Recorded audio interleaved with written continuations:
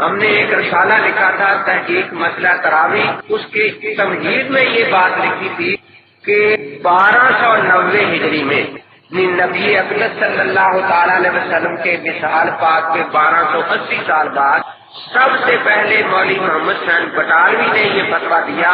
کہ 8 رکعت تراوی سنت ہے اور 20 رکعت تراوی پڑھنا جائز نہیں ہے۔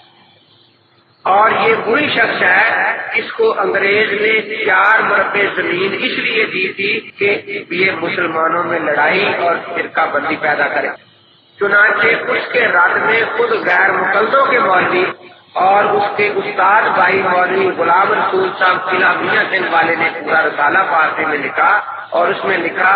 کہ اس غالی مفتی نے یہ فتویٰ دے کر امت میں فتنہ ڈال دیا ہے، جبکہ شرقن غربن شمال جنوبن پوری دنیا میں امت اسلامیہ کا عمل 20 رکعت تراوی یا اس سے زائد پر ہے، 20 رکعت سے کم پر کہیں نہیں ہے۔ تو ہم نے وہاں یہ لکھا تھا کہ 1290 سے پہلے پوری اسلامی دنیا میں ایک مسجد کا ایسا نشان اور پتہ بتایا جائے جہاں 8 رکعت تراوی باجماعت پورا مہینہ ادا کی گئی ہو۔ پورے 1300 سال میں ایک مسجد کا بھی آج تک وہ پتہ نشان ہمیں نہیں دے سکے کہ پورا رمضان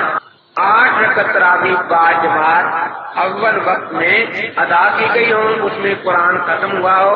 اور 20 رکعت تراوی کے بدعت ہونے کے فتوے جاری ہوئے ہوں۔ یہ ملکہ وکٹوریہ کے دور سے پہلے 1290 سے پہلے کہیں بھی ثابت۔ یہ غیر مقلد مجھے کہنے لگا کہ آپ خلفائے راشدین کے طریقے پر عمل کرتے ہیں۔